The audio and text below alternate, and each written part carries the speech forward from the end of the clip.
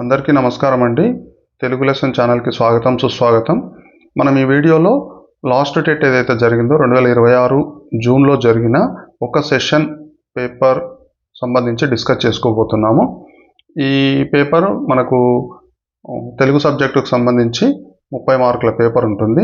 ఈ 30 మార్కులను ఈ వీడియోలో మనం డిస్కస్ చేసుకోబోతున్నాము. ఒకసారి మీరు చివరి వరకు చూడండి. అసలు పేపర్ ఏ విధంగా వస్తుంది, ప్రశ్నలు ఏ విధంగా అడుగుతున్నారు, అడిగిన ప్రశ్నని మనం కన్ఫ్యూజ్ కాకుండా ఏ విధంగా ఆన్సర్ చేయాలి, ఏ విధంగా మనము 4 ఆప్షన్లలో కరెక్ట్ ఆప్షన్ ఏ విధంగా డిసైడ్ చేసుకోవాలనేది నేను క్లియర్గా మీకు ఎక్స్ప్లెయిన్ చేస్తాను. వీడియో చివరి వరకు చూడండి. ఒకసారి పేపర్లోకి వెళ్దాం. చూడండి, ఇది 17th June 2026 session second paper 2కి సంబంధించినటువంటిది. దాదాపుగా పేపర్ 2 పేపర్ 1 రెండు పేపర్లు కూడా దాదాపుగా ఒకే లెవెల్లో వస్తున్నాయి. మనము 6 నుండి 10 తరగతులు చదువుకుంటే పేపర్ 1 పేపర్ 2 రెండు కూడా మనము ఆన్సర్ చేయవచ్చు. సిలబస్ సేమ్ ఉందండి, కాకపోతే పేపర్ 2 అనేది కొంచెం టఫ్ వస్తుంది, పేపర్ 1 అనేది కొంచెం ఈజీగా వస్తుంది అనమాట, అంతే తేడా. ఒక పద్యం ఇచ్చాడు చూడండి. ఇక్కడ మనకు 31వ నంబర్ క్వశ్చన్ నెంబర్ నుండి స్టార్ట్ అవుతాయి, 60 వరకు ఉంటాయి, 30 క్వశ్చన్లు. ఈ పద్యం చూడండి ఒకసారి. పద్యము చదివేటప్పుడు ఏవైతే పదాలు ఉన్నాయో విడదీసుకుంటూ చదవాలి, అర్థమయ్యే విధంగా చదువుకోవాలి. మనం అర్థమైతే సరిపోతుంది, రాగయుక్తంగానే చదవాల్సిన అవసరం లేదు. బంధుర సద్గుణాఢ్యుడు ఒక పట్టున లంపట మొంది అయిన దుస్సంధి తలంపడు, అన్యులకు చాలా హితంబొనరించు కాక శ్రీగంధపు చెక్క రాగిలుచుగాదే, శరీరులకుత్సవార్హమై గంధములాత్మబుట్ట తను పొగబడియుండుటలెల్ల భాస్కర.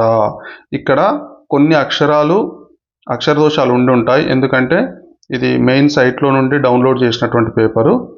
దాన్ని మళ్ళీ ఈ టెక్స్ట్గా మార్చేసరికి ఒక అక్షరాలు కొంచెం అటు ఇటు అయి ఉంటాయి. కొంచెం అండర్స్టాండ్ చేసుకోండి, అర్థం చేసుకోండి.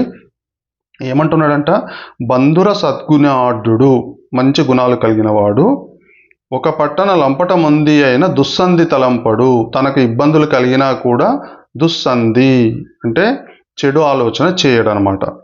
అన్యులకు చాలా హితంబొనరించు, తనకు తెలియని వాళ్ళు అన్యులు ఇతరులకు చాలా హితం మంచి చేస్తాడు.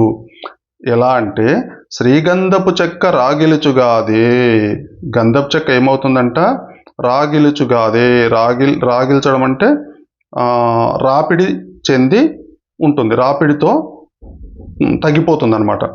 శరీరులకు ఉత్సవార్థమై, శరీరులు అంటే శరీరానికి మన మానవులు కానీ ఇంకా ఇతరత్ర శరీరాలకు ఉత్సవార్థమై అంటే ఆనందాన్ని కలిగించేదై, పరిమళాలను అందించేదై, గంధములు ఆత్మబుట్ట తను పొగబడి ఉండుటలెల్ల భాస్కర, తన యొక్క ఆత్మ ఏదైతే ఉందో అది తగ్గిపోతున్నా కూడా, తను తరిగిపోతున్నా కూడా అవతలి వాళ్ళకి ఏం చేస్తుంది, అది పరిమళాలను ఇస్తుంది. అట్లా మంచివాడు కూడా అన్యులకు హితం చేస్తాడు అని అర్థం, దీని అర్థం. ఒక్కసారి చూడండి, ప్రశ్నలు చూడండి ఒకసారి. బంధుర సద్గుణాఢ్యుడు దేనిని తలచడు అంటున్నాడు. ఏం చేయడు ఆయన? మంచి చేస్తాడని మనం అనుకుంటున్నాం, ఏది చేయడు? సత్కర్మలు చేయడా, దుస్సంధి చేయడా, శాంతి చేయడా, స్నేహం చేయడా?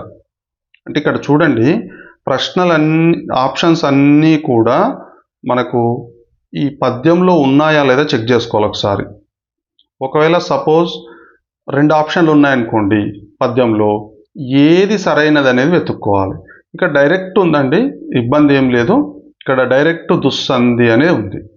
దుస్సంధి తలంపడు ఆయన అంటే చెడు తలంపడు అని అర్థం. ఇక్కడ ఇది ఆన్సర్, జవాబు. ఇది దుస్సంధి. సద్గుణాఢ్యుడు అన్యులకు ఏం చేయాలనుకుంటాడు? హితము, మోసము, పాపము, నాశనము. ఇది కూడా డైరెక్ట్ ఉంది. హితం అనేది ఇక్కడ ఉంది చూడండి, హితం. ఇక్కడ దుస్సంధి ఫస్ట్ది, ఇది హితం చేస్తాడనమాట, హితం చేయాలని అనుకుంటాడు. ఇది ఆన్సర్. రాపిడితో తరిగిపోయేది ఏది? ఇక్కడ మనకు ఏం ఆన్సర్ చూడండి ఒకసారి. రాయి, నీరు, బంగారం, గంధపు చెక్క. రాపిడితో అన్ని తరిగిపోవచ్చు బహుశా, కానీ మనకు పద్యంలో ఏది ఇచ్చాడో అది తీసుకోవాలి. చాలామంది ఏమంటారంటే, సార్ బంగారం కూడా తరిగిపోతుంది కదా, రాయి కూడా తరిగిపోతుంది కదా. తరిగిపోతుంది, కానీ మనకు పద్యంలో ఇవ్వలేదు కదా. పద్యంలో ఏదైతే మనకు మెన్షన్ చేశాడో, ఏ అంశం గురించి ప్రశ్న అడుగుతున్నాడో ఆ అంశాన్ని మనం తీసుకోవాలి. తరిగిపోయేది ఏది? గంధపు చెక్క. గంధపు చెక్క తన పరిమళంతో ఎవరికి ఆనందం కలిగిస్తుంది? ఇక్కడ ఉన్న 4 ఆప్షన్లు ఆనందం కలిగిస్తుంది. కానీ పద్యంలో ఏముందో అదే రాయాలి మనం. శరీరులకు, జంతువులకు, పక్షులకు, కీటకాలకు. ఎవరికి ఆనందం కలిగిస్తుంది? శరీరులకు. ఈ రకంగా మనకు పద్యంలో ఇచ్చిన అంశంలో ఏదైతే ఉందో దాన్ని మాత్రమే సమాధానంగా తీసుకోవాలి. ఇతరత్ర మనకు సమాధానాలు అవసరం లేదు. అవి సరైనవి కావుగాక, సరైనవి అయినా సరే మనం తీసుకోకూడదు. మనకు సంబంధం లేని విషయం అది. ఓకేనా? ఇప్పుడు చూడండి, కింది గద్యాన్ని చదవండి, ప్రశ్నలకు జవాబులు రాయండి. చాలా వరకు మనం ఏమనుకుంటామంటే ఈ గద్యంలో 5 మార్కులు, 35, 36, 37, 38, 4 మార్కులు చాలా సులభంగా పొందొచ్చు అనుకుంటాం. కానీ ఒక్కొక్కసారి ట్విస్ట్ చేసి ఇస్తాడనమాట ప్రశ్నలకు. ఒక్కసారి 1కి 2 సార్లు దీన్ని చదవాలి. ఎందుకంటే ఒక్కొక్క మార్కు కీలకం. నాన్ లాంగ్వేజ్ సబ్జెక్టుల వాళ్ళకి కొంచెం కన్ఫ్యూజన్లో ఉంటారు. ఆ కన్ఫ్యూజన్ లేకుండా 1కి 2 సార్లు చదువుకుంటే ఆటోమేటిక్గా ఎప్పుడైనా టెన్షన్ పడొద్దండి. ఎందుకంటే ఇక్కడ 4 మార్కులు ఉంటాయి. 4 మార్కులు అనేవి మనకు చాలా కీలకం. ఇప్పుడు ఉదాహరణకు మ్యాథమెటిక్స్ వాళ్ళు ఒక్క ప్రాబ్లం సాల్వ్ చేయాలంటే 5 నిమిషాలు పడుతుంది.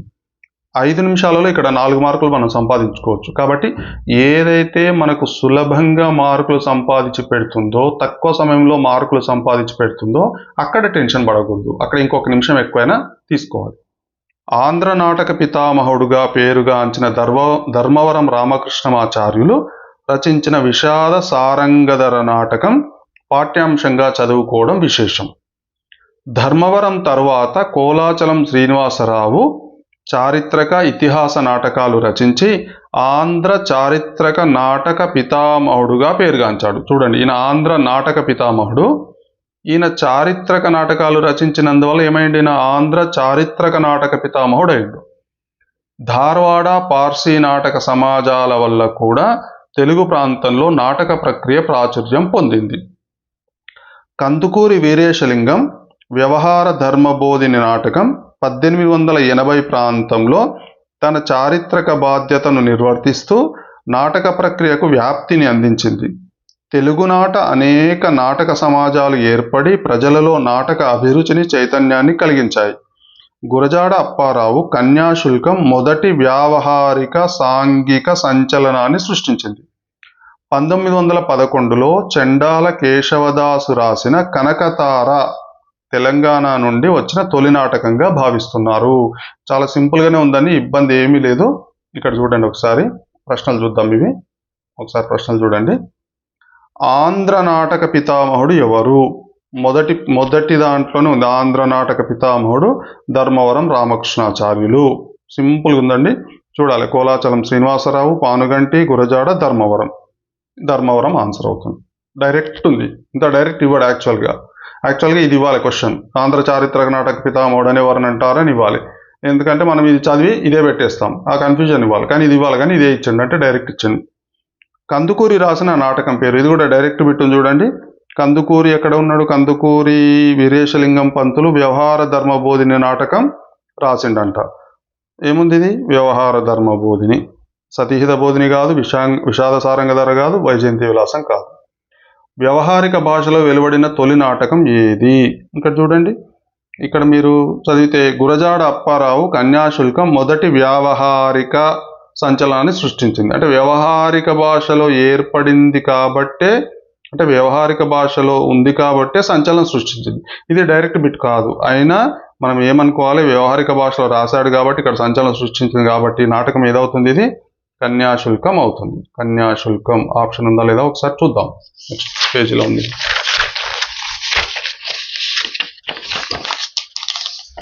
ఒకసారి చూడండి, ఉంది కదా. మంజరి మధుకరీయము, ఎన్జిఓ, కన్యాశుల్కం. ఇది ఆన్సర్. కన్యాశుల్కం ఆన్సర్ అవుతుంది. Next right. తెలంగాణ నుండి వచ్చిన తొలి నాటకం ఏది? ఆల్రెడీ ఇక్కడ ఉంది చూడండి. తెలంగాణ నుండి వచ్చిన తొలి నాటకం ఇక్కడ ఉంది. తెలంగాణ నుండి వచ్చిన తొలి నాటకం ఏది? కనకతార.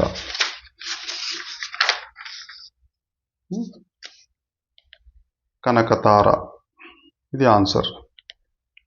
ఓకే, ఈ రకంగా మనం 4 చేయాలండి. ఈ రకంగా చేస్తే మనకు ఒక్క తప్పు పోకుండా కూడా మనకు ఉంటుందన్నమాట. తప్పులు పోకుండా మనం చేయగలుగుతాం. నెక్స్ట్ చూడండి, నెక్స్ట్ క్వశ్చన్స్ ఒకసారి 39వ చూడండి. జలధరం ఏ సమాసం? ఇక్కడ అన్ని తత్పురుష సమాసాలే ఉన్నాయి. చాలా సింపుల్గా దీన్ని ఏం చేయాలంటే దీన్ని విగ్రహవాక్యంగా మార్చుకోవాలి. ఇది సమాస పదం, దీన్ని విగ్రహవాక్యంగా మార్చుకోవాలి. ఇది మనకు డౌటు, అంటే ఏ విభక్తి ప్రత్యయం దీనికి సెట్ అవుతుంది. అప్పుడు ఏం చేయాలంటే సింపుల్ టెక్నిక్ ఏంటంటే ఈ విభక్తి ప్రత్యయాలను గుర్తుపెట్టుకోవడానికి నేను మీకు కోడ్స్ ఇచ్చాను. ఆ మెయిన్ వీడియోలో ఉందండి, 4 గంటలు ఉన్న వీడియోలో ఉంది. డోని చెకోవాకి అవో అనే కోడ్ ఉంది.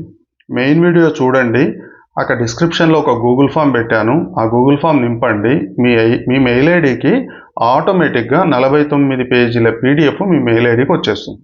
ఆ ఒక్క పీడిఎఫ్ చదువుకున్నా కూడా మీకు 20 మార్కుల పైగా వస్తాయి.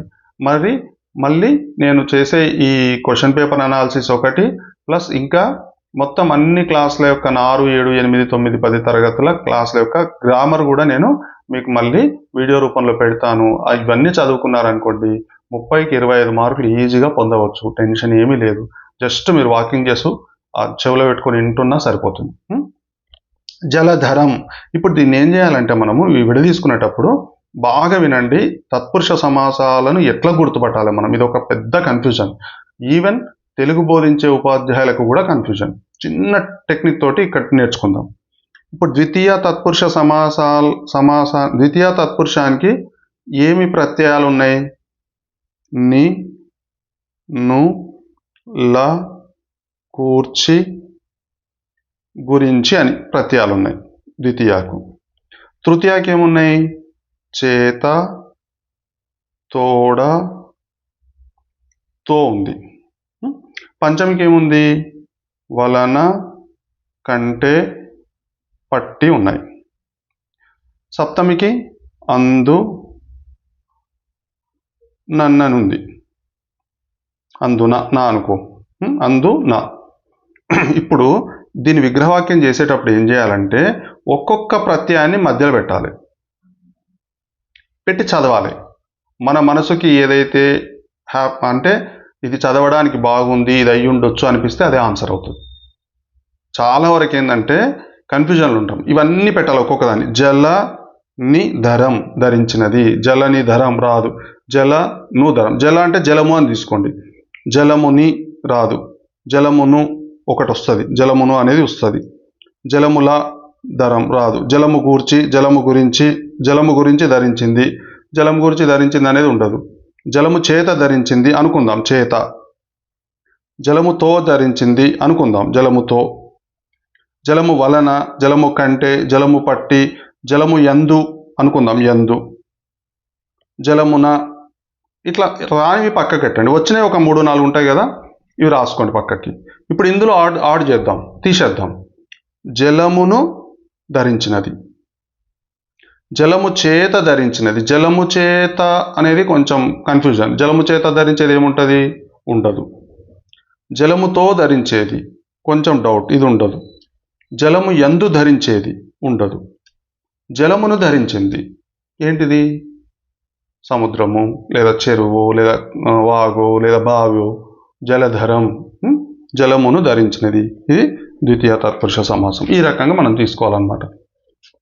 నెక్స్ట్ చూడండి, ప్రతి పాదంలో ఒక సూర్యగణం, 2 ఇంద్రగణాలు, 2 సూర్యగణాలు వచ్చే పద్యం ఏది? ఇది డైరెక్ట్ బిట్టు. ప్రతి పాదంలో మనకు ఒక సూర్యగణము, 2 ఇంద్రగణాలు, 2 సూర్యగణాలు వస్తాయి. దేనికి వస్తాయి? ఆటవిలదికి ఏమొస్తాయి?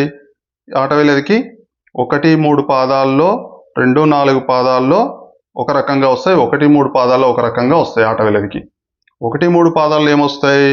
3 సూర్యగణాలు, 2 ఇంద్రగణాలు వస్తాయి. 2, 4 పాదాల్లో 5 సూర్యగణాలే వస్తాయి. ఇది ఆటవిలది కాదు, ఇది కాదు. ఇది చూడండి, కందం మనకు 6 నుండి 10 తరగతుల పాఠాలలో కందం అనేది ఎక్కడా లేదంటే పద్యం ఉంది, కానీ దాని గణాలు, దాని లక్షణాలు అనేది మనకు ఎక్కడ పాఠంలో లేవు. ఇది కాదు. తేటగీతులు ఏమొస్తాయి? ఒక సూర్యగణము, 2 ఇంద్రగణాలు, 2 సూర్యగణాలు వస్తాయి తేటగీతులు. ఇది ద్విపద కూడా మనకు, దీన్ని కూడా ఆడ్ చేసేయవచ్చు. ద్విపద కూడా మనకు పద్యం ఉంది, కానీ దీని గణాలు, దీనికి సంబంధించినది లక్షణాలు మనకు పాఠాలలో లేవు. కాబట్టి ఆటోమేటిక్గా తేటగీతి ఆన్సర్ అవుతుంది. ఈ రకంగా మనం ఒకవేళ తెలియకపోతే ఎలిమినేషన్ ప్రాసెస్లో కూడా చేసేసుకోవచ్చు అన్నమాట. ఇది మనకు నేను ఇచ్చిన మెటీరియల్లో పేజ్ నెంబర్ 47లో డైరెక్ట్ పెట్టి ఉంది. నెక్స్ట్ అన్వస్త్రం, దీన్ని విడదీసుకోవాలి. విడదీసేటప్పుడు చూడండి, ఎప్పుడైనా ఒక పదాన్ని విడదీసేటప్పుడు రెండు పదాలకి అంటే విడదీసిన రెండు పదాలకి కూడా అర్థం ఉండాలి. ఆ అర్థము కలిపిన పదానికి సెట్ అయ్యే విధంగా ఉండాలి, గుర్తుపెట్టుకోండి. అన్వస్త్రం, అను ప్లస్ వస్త్రం రెండింటికి అర్థం ఉంది, కానీ ఇక్కడ వస్త్రం అనేదానికి అను అనేదానికి రెండింటికి సంబంధం లేదు. ఈ రెండు కలిపితే అన్వస్త్రం అనేదానికి సంబంధం రాదు, కాబట్టి ఇది కాదు. అను ప్లస్ అస్త్రం చూద్దాం. అన్వా ప్లస్ అస్త్రం, అస్త్రం కరెక్టే కానీ అన్వా అనేదానికి అర్థం లేదు. అన్వా ప్లస్ వస్త్రం ఆల్రెడీ చెప్పుకున్నాం, వస్త్రానికి దీనికి సంబంధం లేదు, కాబట్టి ఆటోమేటిక్ ఏంది అన్వస్త్రం. ఇది ఏ సంధి? యనాదేశ సంధి. ఇది యనాదేశ సంధి. అంటే యనాదేశ సంధి ఏంటంటే ఈ ఊరులకు ఇడ ఊ ఉంది, అసవర్ణాచుల పరం అయితే, అసవర్ణం అంటే ఊ కాకుండా మిగతావి ఆ పరమైంది, ఏమొస్తుంది?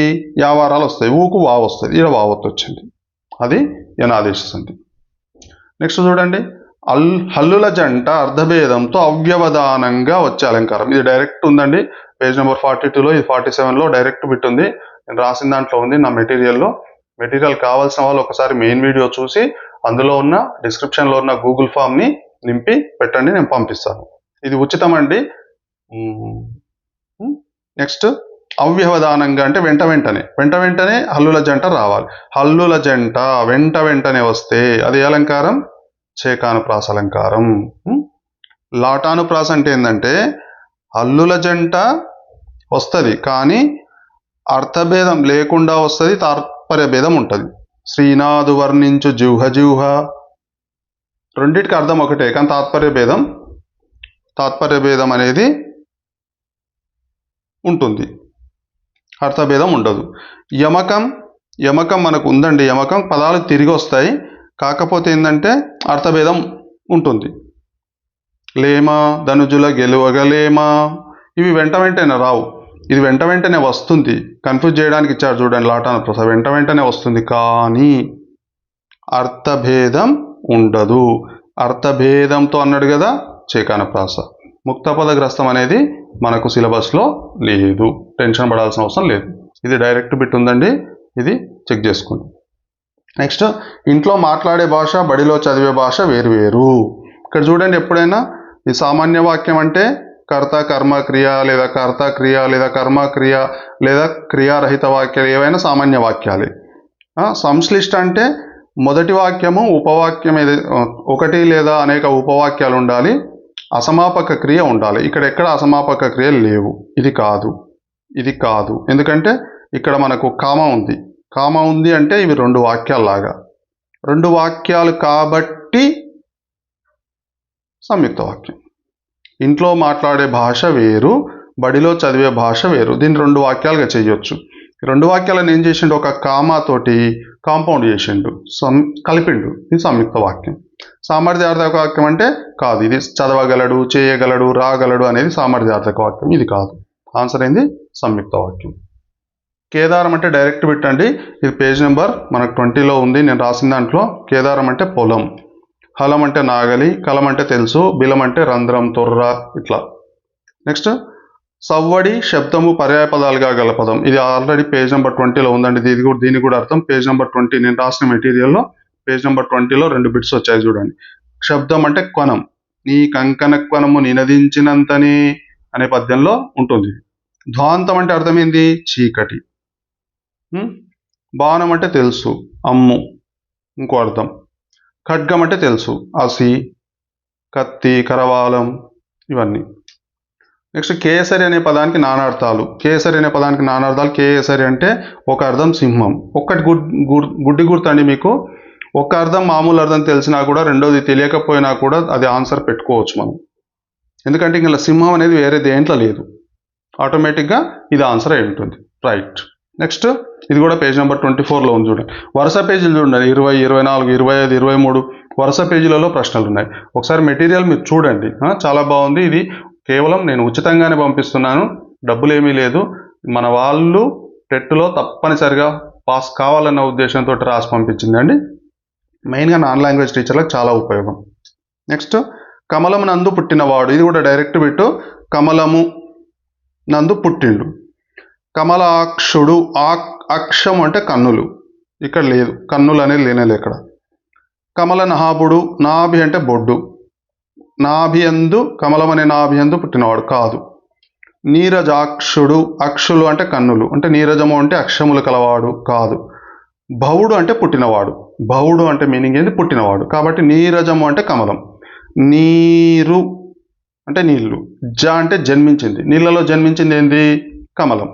భవుడు అంటే పుట్టినవాడు, నీళ్ళల్లో జన్మించిన కమలం నుండి పుట్టినవాడు. ఇది.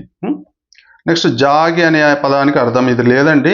అంటే యాక్చువల్గా ఇది జిగి అని పడాలి, కానీ క్వశ్చన్ పేపర్లో జాగి అని పడేసరికి ఇది అందరికి మార్కులు కలపబడ్డాయి. జిగి అంటే ఏంది? కాంతి. రుచి అంటే జిహ్వ. వరుస అంటే తెలుసు.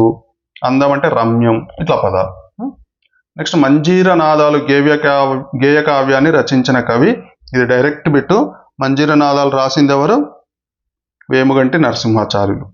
మామిళ్ళ రామగౌడ్ ఏమో రసతరంగిణి అనే గ్రంథాన్ని రాస్తాడు. రసతరంగిణి. ఈయనకు మధుర కవి ఈ బిరుదు ఉంది. మధుర కవి, కవి కోకిల, కవి సుధాకర్ అనే బిరుదు ఉంటుంది. వానమామలై వరదాచారులు వచ్చేసి పోతన చరిత్రం రాస్తాడు. పోతన చరితం. ఈయనకు అభినవ పోతన అనే బిరుదు ఉంటుంది. పుట్టపర్తి నారాయణాచార్యులు వచ్చేసి శివతాండవం రాస్తాడు. వేముగంటి నరసింహాచార్యులు మాత్రం ఈ మంజీర నాదాలు రాస్తాడు, మంజీర గురించి రాస్తాడు. తెలుగులో మణిప్రవాళ శైలిని వాడిన తొలి కవి ఎవరు? ఇక్కడ చూడండి, ఇది కూడా మనకు పేజ్ నెంబర్ 7లో ఉంది. తెలుగులో మణిప్రవాళ శైలి. మణిప్రవాళ శైలి అంటే ఏంటంటే సంస్కృత్ ఇంగ్లీష్లో, తెలుగులో రాస్తాం చూడండి. సంస్కృతం ప్లస్ తెలుగు. మణిప్రవాళ శైలి. ప్రవాళం అంటే పగడం, మణి అంటే రత్నం. అంటే ఈ రెండింటిని కలిపి, సంస్కృతము తెలుగు రెండింటిని కలిపి రాసింది మొదటగా ఎవరంటే సోమన, పాల్కురికి సోమన. నన్నయ్య లక్షణాలు చూడండి. నన్నయ్య లక్షణాలు ఏంటివి? అక్షర రమ్యత, ప్రసన్న కథా కవితార్థయుక్తి, నానా రుచిరార్థ సూక్తి నిధిత్వం, ఈయన లక్షణాలు. ఇది కూడా వచ్చింది నెక్స్ట్ సెషన్లో. కేతన ఈయన ఆంధ్ర భాషా భూషణం అనే ఒక గ్రంథాన్ని రాస్తాడు. పెద్దన మనుచరిత్ర అనే గ్రంథాన్ని రాస్తాడు. ఇవేవి కూడా మనకు నన్నయ్య గురించి ఉంది, కేతన గురించి, పెద్దన గురించి మనకు పెద్దగా లేదు. ఈ రెండు, ఇది ఒకటే, సోమన ఒకటే మణిప్రవాళ శైలి వాడండి అన్నమాట, పాల్కురికి సోమన. నెక్స్ట్, ప్రతిపద్య చమత్కారుగా పేరు కాంచిన కవి. ప్రతి పద్యంలో చమత్కారం ఉంటుందంట. ప్రతి పద్యంలో చమత్కారం ఎవరు చూద్దాం. ఇక్కడ చూడండి, శ్రీనాథుడా? కాదు. రామరాజభూషణుడా? ఏమో. చేమకూర వెంకట కవి? ఏమో. కందుకూరు రుద్ర కవి? ఏమో. చూడండి, మనకు ప్రతిపద్య చమత్కారుడు అనే 9వ క్లాస్లో ఉంటుంది. 9వ క్లాస్లో మొదటి పాఠంలోనే ఉంది. చేమకూర వెంకట కవి రాసింది ప్రతిపద్యంలో చమత్కారం ఉంటుంది అనేది. శ్రీనాథుడు ఏంటంటే ఉద్దండలీల, ఈయన లక్షణం ఉద్దండలీల. ఇది కూడా వచ్చింది ఆల్రెడీ. రామరాజభూషణుడు పేరు వినుంటారు, వసుచరిత్ర రాస్తాడు. ఈయన వసుచరిత్ర. శ్రీకృష్ణదేవరాయల ఆస్థానంలో అష్టదిగ్గజాలలో ఈయనొకడు. కందుకూరు రుద్రకవి, ఈయన యక్షగానాలకు పేరు పొందాడు. ఈయన సుగ్రీవ విజయం అనే యక్షగానం రాస్తాడు. ఒక చేమకూర వెంకట కవి ఆన్సర్. తెలుగులో కాకతీయ అనే పత్రికను నడిపిన వారు పివి నరసింహారావు. డైరెక్ట్ బిట్ ఇది. బూర్గుల కారు. సురవరం ప్రతాపరెడ్డి గోల్కొండ అనే పత్రిక రాస్తాడు. గోల్కొండ అనే పత్రిక. దేవులపల్లి రామానుజరావు శోభ అనే పత్రికను స్థాపిస్తాడు. ఈయన గోల్కొండ, శోభ. పివి నరసింహారావు కాకతీయ అనే పత్రికను రాస్తాడు. ఉద్దండలీల ఉభయ వాక్ప్రౌఢి కవితా లక్షణాలు కలిగిన కవి. ఇందాకనే చెప్పుకున్నాం కదా, ఉద్దండలీల శ్రీనాథుడు. పోతన ఈయన సహజ కవి. శ్రీనాథుడు డైరెక్ట్ ఆన్సర్. సిటీ లైఫ్ పేరుతో అలిశెట్టి ప్రభాకర్ రాసిన మినీ కవితలు ఏ నగరంపై రాసినవి?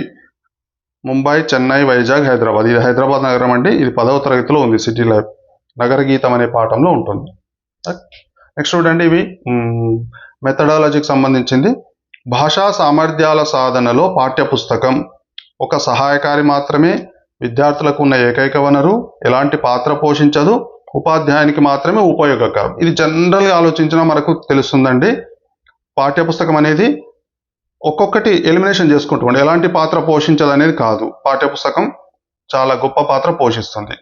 విద్యార్థులకు ఉన్న ఏకైక వనరు అనేది కూడా కాదు. ఎందుకంటే పాఠ్యపుస్తకంతో పాటు అదనంగా మనకు గ్రంథాలయ పుస్తకాలు కూడా ఉంటాయి. ఇతరత్ర వార్తాపత్రికలు, గ్రంథాలయ పుస్తకాలు ఏవైనా ఉంటాయి అన్నమాట.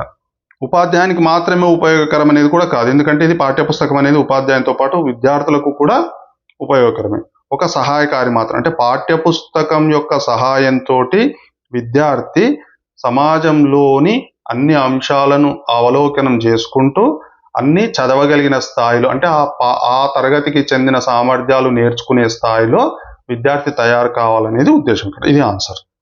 నిర్మాణాత్మక మూల్యాంకన లక్షణం కానిది. లోప నిర్ధారణ మరియు పరిహార సంబంధమైనది. నిర్మాణాత్మక మూల్యాంకనం అంటే తెలిసే కదండి.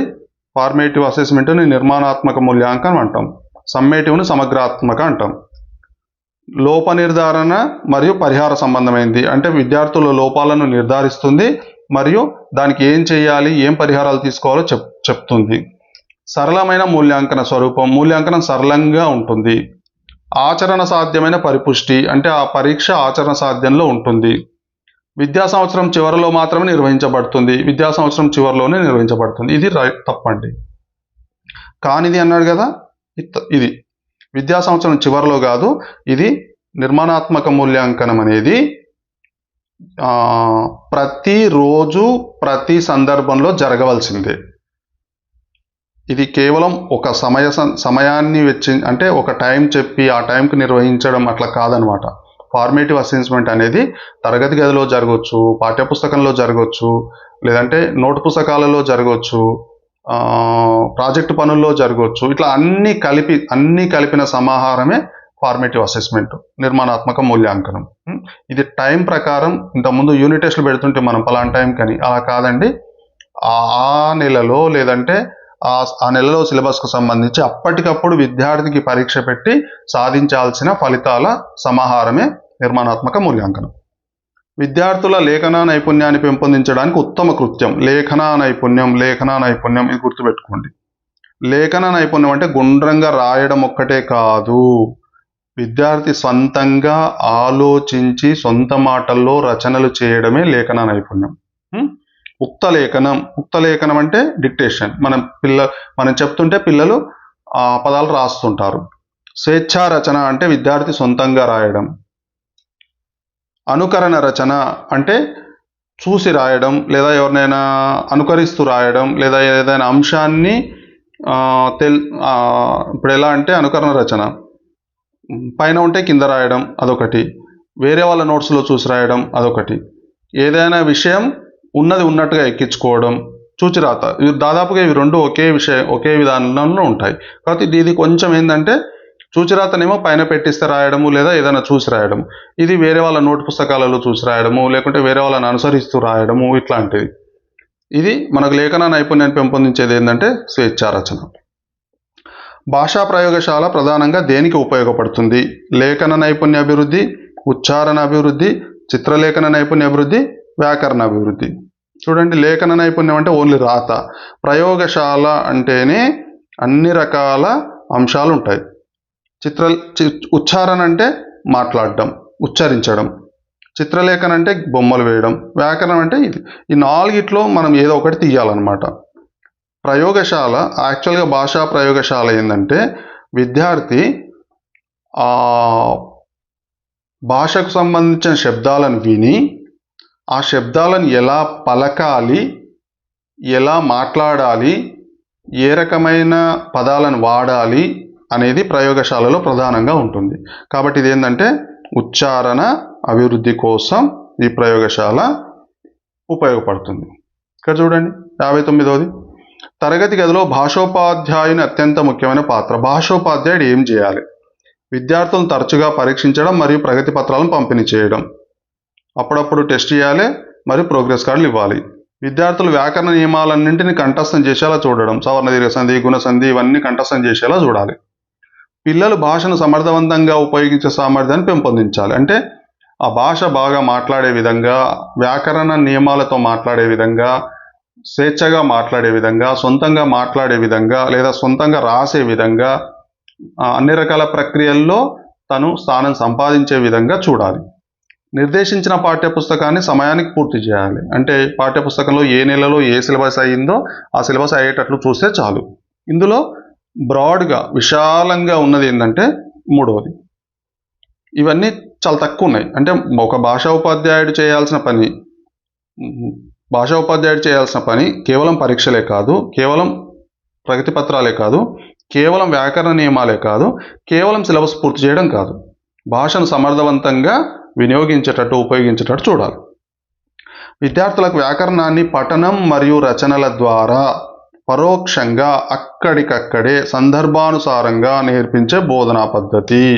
చూడండి, ఇక్కడ ఏమన్నాడు? వ్యాకరణము, పఠనం, రచనల ద్వారా అక్కడికక్కడే అనమాట. ఏ పద్ధతిలో ఇక్కడ నేర్పించవచ్చు వ్యాకరణాన్ని? వ్యాకరణం చేయించాలి, చదవాలి, రాయించాలి. ఏ పద్ధతిలో చేయించవచ్చు?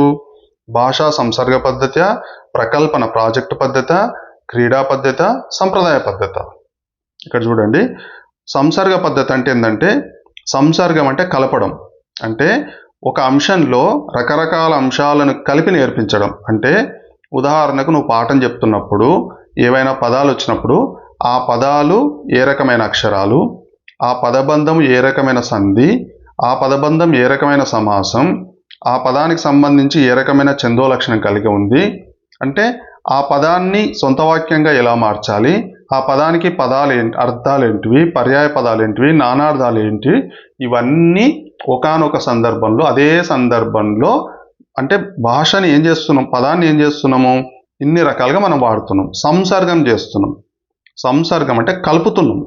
ఆ పదం ద్వారా సొంత వాక్యం చెప్పించాలి, ఆ పదం ద్వారా అర్థాలు చెప్పించాలి, ఆ పదం ద్వారా నానార్థాలు చెప్పించాలి, ఆ పదానికి గణాలను గుర్తింపజేయాలి, ఆ పదము ఉదాహరణకు సంధి పదం అయితే విడదీయాలి, ఆ పదం సమాస పదం అయితే విగ్రహవాక్యం చేయించాలి. అంటే భాషని ఏం చేస్తున్నామంటే సంసర్గం చేస్తూ, మిళితం చేస్తూ, ఇవన్నీ మిళితం చేస్తూ చేసే పద్ధతిని సంసర్గ పద్ధతి అంటారు. ప్రాజెక్టు పద్ధతి కాదు, క్రీడా పద్ధతి కాదు, సంప్రదాయ పద్ధతి కాదు.